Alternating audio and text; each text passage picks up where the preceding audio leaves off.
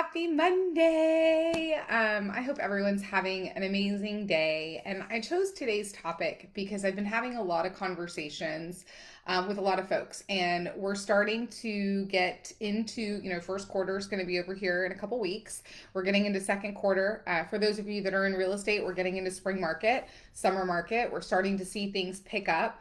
And so there's a lot of moving pieces, and a lot of burnout is going to start to happen. And so I started thinking about a topic, and what I've realized is that so many of us, myself included, and people that I've been talking to, are either worried about the future and they have a lot of anxiety because they don't know what's coming, or they're still focused on the past and having regret for things that they haven't done or decisions they've made, yet having a very difficult time being in the present. And 2 years ago, I went to Italy and did kind of like an eat, love, pray trip. And I took one book on that trip, and it was called The Power of Now by Eckhart Tolle. And I wanted to share that with you tonight as my gift, because if you've not read that book, or if you have not followed him, it will change your life. It will change the way that you look at being in the present moment. And, the past fills us with a lot of regret, right? I, of all people, know this, right? I've made some pretty bad decisions in my life. And if I were to stay in the past, there's no way that my future self could be what it is today, because I would continue to be stuck in the past and not believing that I could become a different person. And then the future fills me with anxiety. Someone asked me last night, I was in a pretty intense conversation, and they said to me, well, what do you want? Where do you want this to go? Or what do you want to happen in the situation? And I simply said, I don't know, because we're not there yet. I try to spend as little time in the future as I can. One of my mentors, and I'll call him by name, Ben Kinney, I remember one time I was pressing him, what's your vision? What's your vision? Where do you want to be in 5 years? And he's like, Brent, I'm not a 5 year kind of guy. I can tell you where we're going to be at the end of next year. I can tell you where we're going to be a year from now. And I didn't realize it at the moment how much power was in that statement. Because if we plan too far out in the future, we think too far out into the future, we're wasting time and energy that could be spent in the present moment building what we're building right now. And so the only thing that we actually have control over is the present moment. We can't change the past, and we can't predict the future. We can make whatever is happening right now happening. And I'm going to share with you a few things I do to help me stay and become present in the moment, because emotional freedom really comes from accepting things that we have absolutely no control over. And most of the time, this is trying to control the outside when all we have is control over our insides, right? We control the way we act, we think, we feel, we behave. All that other external things we've absolutely no control over. So where are we choosing to put our focus, and where are we choosing to put our energy? And for me, the first thing I always do, and it's a trick that I learned from very, very wise people before me, was be where your feet are. And when I say that, I mean, when you start finding yourself focusing on things that you can't control, meaning you're stuck in the past, you're worried about the future, I would challenge you to look down at your feet and just ask yourself, where are my feet? My feet are right here. And that will give you a sense of grounding into the present moment, right? Because here's the thing, at 6:18 p.m. Eastern Standard Time, none of my problems need to be solved right now.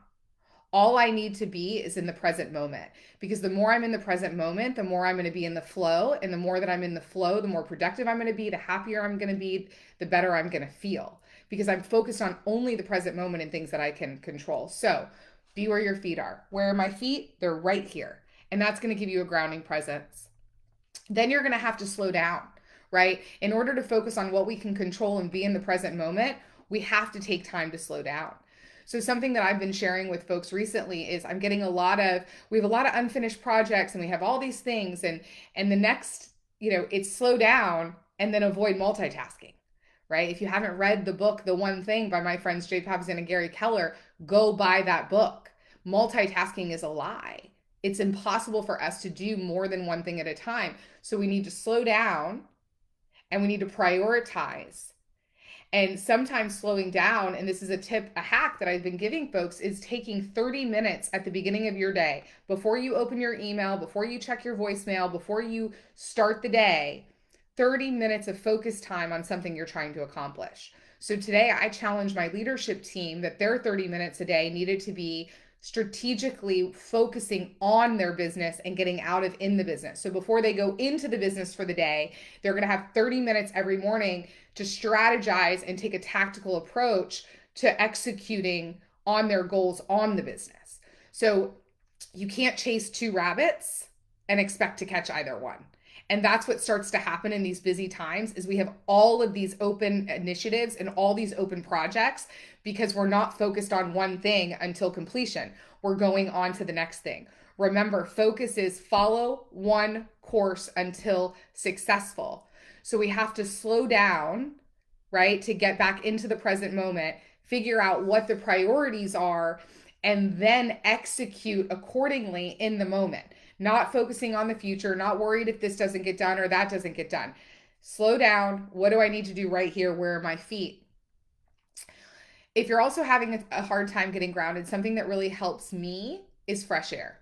My dear friend Jolene Snell, I remember asking her, hi Wilson, I remember asking her one day, how do you do it?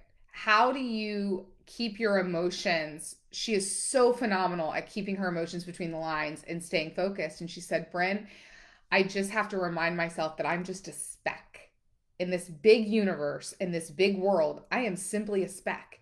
And none of these things at the end of the day really matter, nor can I control them. So sometimes I need to go outside and just look up and see the tops of the trees and see the clouds and realize that all the things I'm worried about in the big scale of the universe are really nothing, right? In comparison. And if I can do that, then I can get back focused to slow down long enough to start coming up with a plan on how I'm going to execute on the things that I can control. And then the last piece, the last step that I would say is meditation. And meditation does not have to be this grand thing. You do not have to sit in silence for 10 minutes. I certainly didn't when I started. My journey to meditation was a kitchen timer, and I set it for 30 seconds. And for 30 seconds, I tried not to think. And then I did it for a minute. And then I actually did Oprah and Deepak Chopra's 21-day meditation, and it was all guided meditation.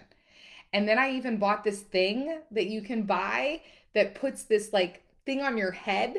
I can't remember the name of it, but someone will put it in the chat. But I have one if you want it. I'll get you the name. And it monitors your brain waves. And when you're in a meditative state, you hear birds chirping. And when you're not, you hear a tsunami in your head, right? And so there are ways that you can start getting to the point of mindfulness and being present and being able to quiet your mind and slow down. Yet it does take time for you to slow down and focus on what's most important. And meditation is something that can do that for you. It can get you grounded. Yet, just to start, be where your feet are. When you start to feel out of control, when you start to feel that there's so many things going on, just look down at your feet and say, where are my feet? They're right here. And what's the one thing that I can do right now in this present moment that will make everything else easier or unnecessary? So I hope this was helpful. Have an amazing week. If you want to talk more offline about this, just reach out to me.